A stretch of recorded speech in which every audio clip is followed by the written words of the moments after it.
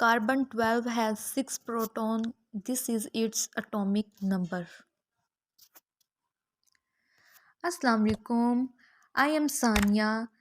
Welcome to my YouTube channel Learn Chemistry with Concept. तो आज का जो हमारा टॉपिक है वो है मेन टॉपिक है आइसोटोप। तो उससे पहले मैं आपको कॉन्सेप्ट दूंगी एटॉमिक नंबर और एटॉमिक मास का। तो इसमें मैं आपको एनिमेटेड पिक्चर्स भी दिखाऊंगी। सबसे पहले हम स्टार्ट करते हैं एटॉमिक नंबर से। The atomic number of an element is the number of protons contained in the nucleus of the atom. कोई भी एटम है उसके न्यूक्लियस में जितने प्रोटॉन्स प्रेजेंट होंगे वो क्या होगा, उसका एटॉमिक नंबर होगा। और एटॉमिक नंबर किसके इक्वल होता है, नंबर ऑफ इलेक्ट्रॉन्स के। तो number of protons equal to number of electrons. Why?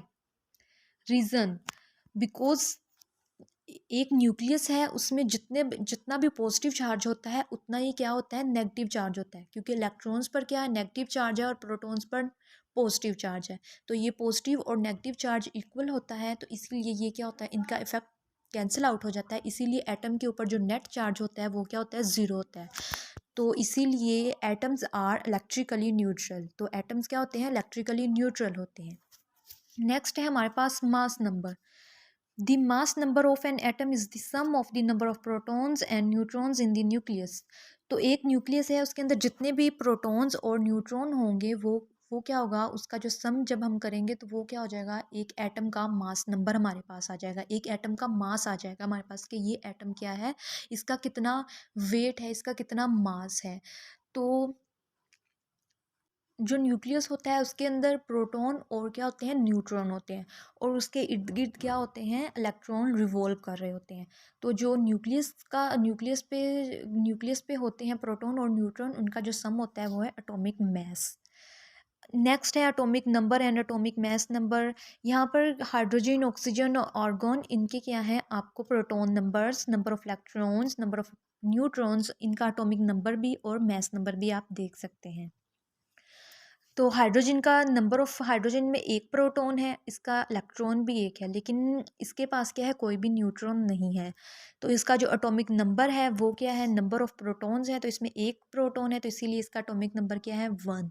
और इसका जो मैस नंबर है वो क्या है, number of electrons plus number of neutrons, तो इसका क्या है, ये न्यूट्रॉन तो इसमें है ही नहीं, तो इसीलिए इसका जो मैस नंबर है वो क्या है, 1। इसी तरह ऑक्सीजन और ऑर्गन का भी आप मास नंबर और एटॉमिक नंबर मालूम कर सकते हैं। नेक्स्ट है हमारे पास isotopes. Isotopes are the atom of the same element with the same number of protons but different number of neutrons.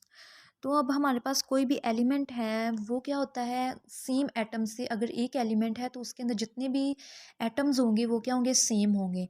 तो वो जो एटम होंगे उन एटम का प्रोटॉन नंबर तो सेम होता है, लेकिन अगर एक हाइड्रोजन का एलिमेंट है उसके क्या है, डिफरेंट एटम्स हैं। तो उन एटम्स का क्या है, उनका प्रोटॉन नंबर तो सेम है, लेकिन उनका जो न्यूट्रॉन नंबर होते हैं वो क्या होते हैं, डिफरेंट होते हैं। कोई भी एलिमेंट है उसके जितने भी एटम्स होते हैं उन सब के क्या होते हैं, न्यूट्रॉन्स क्या होते हैं, नंबर ऑफ न्यूट्रॉन्स वो क्या होते हैं, डिफरेंट होते हैं। तो इसीलिए ये क्या कहलाते हैं, आइसोटोप्स कहलाते हैं। यहाँ पर रिप्रेजेंटेशन है, मैस नंबर को हम ए से रिप्रेजेंट करते हैं, एटॉमिक नंबर को जी से रिप्रेजेंट करते हैं, और एक्स को हम रिप्रेजेंट करते हैं एलिमेंट के लिए। नेक्स्ट ये क्लोरीन के दो आइसोटोप्स हैं, क्लोरीन 35 17, क्लोरीन 37 17। तो ये जो 35 है ये क्या है, इसका एटॉमिक मैस है, और 17 क्या है, एटॉमिक नंबर। यानी किसी भी आइसोटोप को रिप्रेजेंट करने के लिए उसके जो ऊपर हम लिखते हैं 35, ये क्या है, उसका एटॉमिक मैस हम लिखते हैं, और जो 17 नीचे है ये क्या है, उसका एटॉमिक नंबर।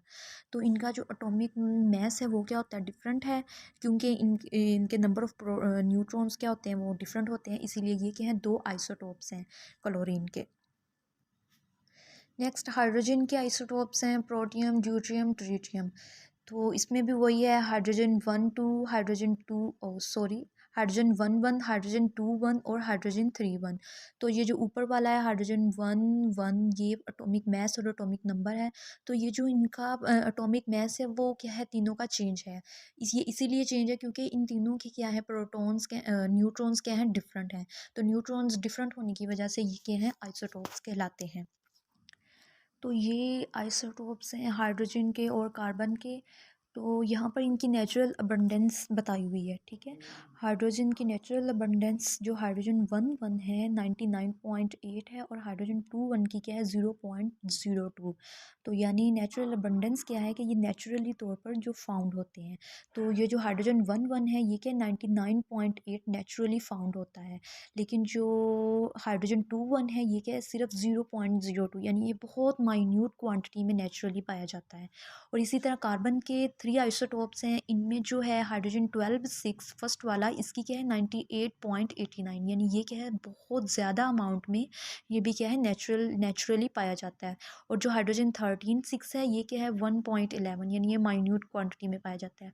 और जो कार्बन 14 6 है ये क्या है इसकी ट्रेसेस पाई जाती है, और ये जो कार्बन 14 है ये क्या है रेडियो एक्टिव एलिमेंट है। नेक्स्ट कार्बन के आइसोटोप की एनिमेटेड वीडियो है। सबसे फर्स्ट पे है कार्बन 12। तो कार्बन 12 में 6 प्रोटॉन और 6 न्यूट्रॉन हैं।